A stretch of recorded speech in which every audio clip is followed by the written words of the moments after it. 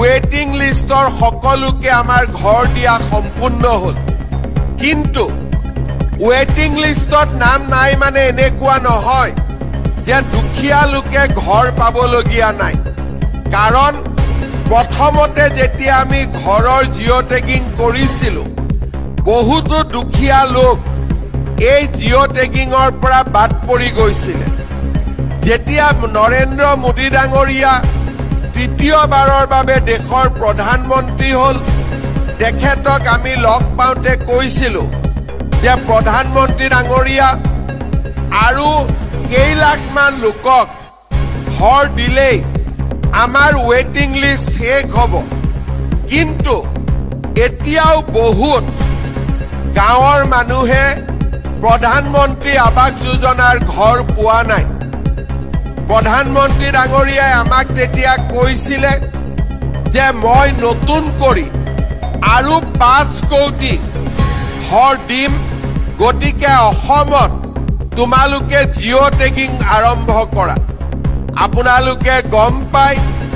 যোৱা 6 মাহ ধৰি আমি আপোনালোকৰ ঘৰত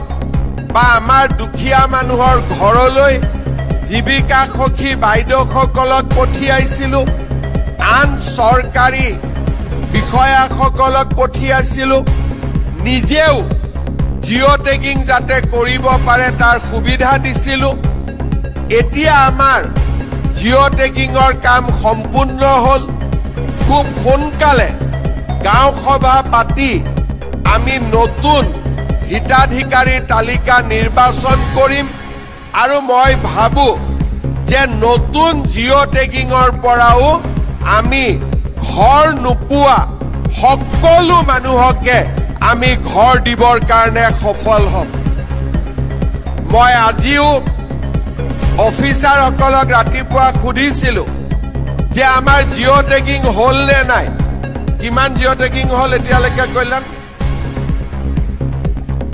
মোক কল্যাণ চক্ৰৱৰ্তী ডাঙৰীয়াই ক'লে যে নতুনকৈ অসমত আৰু 30 লাখ মানুহে জিঅ' টেগিং কৰিছে আমাৰ চেষ্টা হ'ব এই 30 লাখ মানুহৰ ভিতৰত যিসকলে নতুনকৈ জিঅ' টেগিং কৰিলে তেওঁলোকৰ যাৰ যাৰ ঘৰ নাই সকলোকে আমি যাতে ঘৰৰ অনুমোদন দিব পাৰো এতিয়া তাৰ বাবেও আমি চেষ্টা আৰম্ভ কৰিম তাৰ মানে আমাৰ লক্ষ্য হ'ব যে অসমত যিমান মানুহৰ ঘৰ নাই বা কেঁচা ঘৰ আছে সকলোকে প্ৰধানমন্ত্ৰী আৱাস যোজনাৰ ঘৰ প্ৰদান কৰা সেইবাবে কোনোবাই ভাবিব পাৰে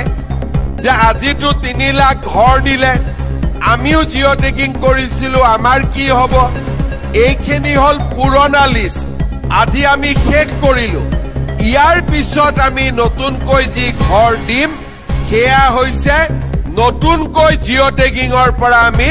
নতুনকৈ ঘৰ দিম সেই প্ৰক্ৰিয়াও এতিয়া আমি আৰম্ভ কৰিম শ্ৰদ্ধাৰ ৰাইজ আমাৰ চৰকাৰখনে প্ৰথমৰে পৰাই কেৱল মাত্ৰ দৰিদ্ৰ আৰু মধ্যবিত্ত লোকসকলৰ কাৰণে নিৰন্তৰভাৱে কাম কৰি আহিছে